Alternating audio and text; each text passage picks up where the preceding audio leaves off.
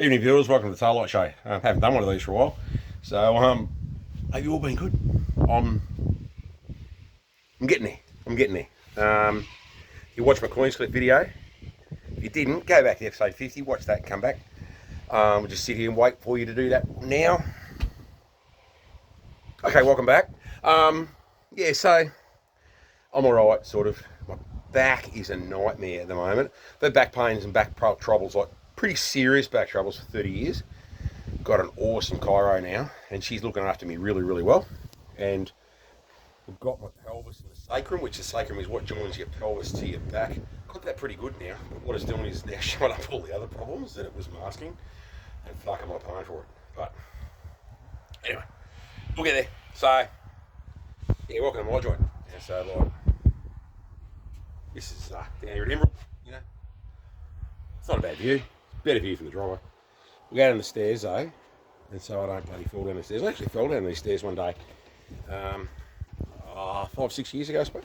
Marvin came outside with me, the dog, and decided he was going to come out with me at about 5:30 in the morning. It was actually Anzac Day. I was going out to Anzac Day down to the service, and he came fucking screaming down the stairs with me, and I didn't know he was there. And being black in the pitch black, I tripped over him, and I sort of landed somewhere, there, in a heap with a broken ankle.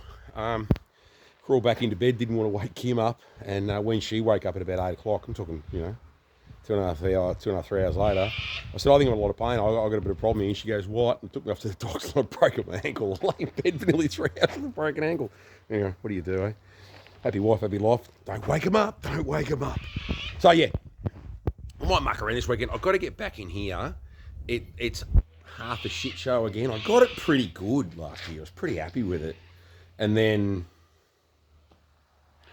yeah, just lazy prick me, but whatever. Poor old 41. I need to give this some love. Look at it. It's fucking filthy. It hasn't moved since we come back from Queenscliff. And I've sort of been sitting on a little secret face. It hasn't moved because I sort of half broke it. The gearbox is playing up again. Gearbox that I fixed and the bits I've got off Mick. There you go, brother. Fucking awesome. And the work I did inside the box, awesome. We stopped at BP Penlink on the way back. Anybody in the southern side knows what I'm talking about. Put some fuel in it, came out and went, it's a funny patch of oil. Didn't think much of it. Plenty of old bangers around. Moved over to the fucking, put some air in the tyres and went, that's a funny patch of oil. Looked underneath it and it's drip out the back of the gearbox. I'm thinking, oh, for fuck's sake. So I'm hoping it's a case of a leak has found its way out, path of least resistance, because I fixed the side of it and the new side plate in it and it doesn't leak out of there. It's now leaking from somewhere else. These things are notorious for leaking around the reverse gear shaft down the passenger side. So in America, on the right-hand side, in Australia on the left-hand side, because the gearbox is a mirror image. They've got a shaft that runs all the way down the box, and it's held in place at the front and rear vertical face of the casing, and it holds a little reverse gear mechanism in it, and they don't have a seal on them. Good on you, Henry. Not my dog, Henry Ford. Good on you, Henry. When they rebuild these, they basically run a step drill in the case, either in the inside or the outside, I can't remember, probably both, and they seal them up with RTV. This hasn't had it done, clearly. I'm fingers crossed, and everybody cross their fingers. That's what it is in this. Hoping I can just get in there and give it a bit of a sand up and really clean the hell out of it and make it RTV monument on the back of this gearbox and stop it. Because if it's not, and it's coming out around the drive shaft, then that's a major fucking hassle. And it's a hassle I just don't want to get into. And is it, like, I've got 140 weight gear oil in it. Do I go like a 600 weight like they used to do and put like fucking grease inside the thing so it doesn't leak out? I don't know. I just don't know. I don't know. Anyway, so I'll give this thing a bit of a love. But one thing I am going to do this weekend, being a hot rodder, you never leave shit alone.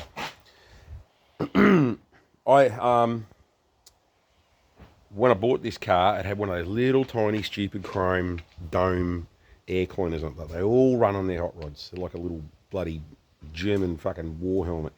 Stupid little thing. They're a 2 5/8 inch neck carby, and the air cleaner's about that much bigger all the way around. They're shit. Watched a video on these things. A guy in America was building a really nice one, a really nice flathead, trying to get 300 horsepower out of it. Now, 300 horsepower, everybody's going to go, oh, yawn. There are 100 horsepower engine originally. He's trying to get 300 horsepower. It's like you wankers with your LSs having a 400 horsepower engine and going, I want 1200 horsepower out of it. Think about it 3 times. You're going to be pushing shit uphill, aren't you? Yeah, well, they can do it with these. Guy built a really, really nice one with aftermarket heads motor. He put a nice manifold on it, a couple of 97s on it, whatever, and got 286 horsepower or something. And then he thought, for shits and giggles, with the air cleaner, with the kit and whatever, get out that flare out of the light there, sorry folks. Put the air cleaners on it, put those little air cleaners on it, and cut 11 horsepower out of it. I couldn't tune it back. So guess where those air cleaners went? When this car had one, guess where that air cleaner went? Yeah, exactly right, exactly. So I hunted around the internet, and I actually found this thing. It's a TFI one. You see, 6 3/4 diameter, 4 inches high. Breathes really good through it. It's washable filter and blah, blah, blah. But I never really thought it suited it because it's like a bit small. It's a bit small in diameter. So I hunted around and I went, oh, look what I found. So guess what we're going to do? We're going to grab this bloody thing. Right. Then we're going to grab this one. This is 9 inches in diameter. It's got a nice dome lid on it too. But it's 5 1/8 neck. 5 1/8 neck, normal Holly. So I'm going to have to muck around modifying the plate and modifying that plate. The one that's on it, I'm going to put that on it. Because I reckon that looks better. I reckon that suits it better. It's about the same size as the old oil bath ones. I don't know how high the oil bath was. Don't really care. But I'm going to put this thing on it this weekend. Sometime. Another thing I'm going to do too, I'm going to put an electric fuel pump on this. And everybody's going to go, oh, but flatheads with fuel pumps. Yeah, you should run mechanical fuel pump. Well, you know what? This is my attitude on mechanical fuel pumps in all my cars. It's that. Because they are nothing but a head fuck, like points. That's why this thing's got Stromberg E-Fire electronic on it. And it was a bastard, absolute bastard, down at Queenscliff. I have started this car a couple of times, and you've got to pump the fuel up to it because the fuel runs back. It's a prick of an idea. Down at Queenscliff, I couldn't get the tune right, and I think it's a fuel pump on it. I've got the tune pretty good, but what I found was that the screws around the top of the fuel pump, and you can't see me in the dark in here, right, kept on coming loose. And I actually started this thing on Sunday morning just to go over the tune again, and it's squirting fuel out between the fucking fuel pump body. I mean, that's great when it's spraying it all over bloody number 4 fucking plug lead. So I've got a really good Carter electric fuel pump to go in this. I run Carter fuel pumps in all my cars. I don't run Holly pumps. Holly pumps don't pull fuel up very well, and they're noisy, and, sorry, they're unreliable. These little Carter pumps are half the size, about the same cost, but they're bulletproof. I run them on all my cars. I've had fuel pump dramas in the past with my race car, put a Carter pump on it, it's been brilliant. Put other mates onto them, they're brilliant. They do pump too much fuel pressure for this carby, so that's why I preempted it and put a regulator on it a little while ago, but I also put the regulator on it because this Chinese fuel pump, which was on it when I got it, the guy I bought it from said, keep an eye on it, it's a Chinese fuel pump and they're shit. Well, he's spot on, they are shit. And I've since found out they pump too much fuel pressure, so I put that regulator on it to try and help it a little bit. I don't know whether it did or not, but it's airing readiness anyway. So electric fuel pump, at least then I can sort of start it a bit easier. New air cleaner just because I can. Like the look of it, and it's a bit bigger. You know, they say bigger air cleaner the better, but I don't know. 100 horsepower flathead, who gives a fuck really, but I don't know, I just reckon it looks better. I like the shape on the top of it better with that dome on it. And I like the size of it a bit better. It just looks a bit bigger in the engine bay. The other one was just a bit small. I'll clean it. And send me your wishes and prayers. Send me your wishes and prayers. With this fucking gearbox. I think I'm going to have to resign to the fact of putting a 5-speed in it.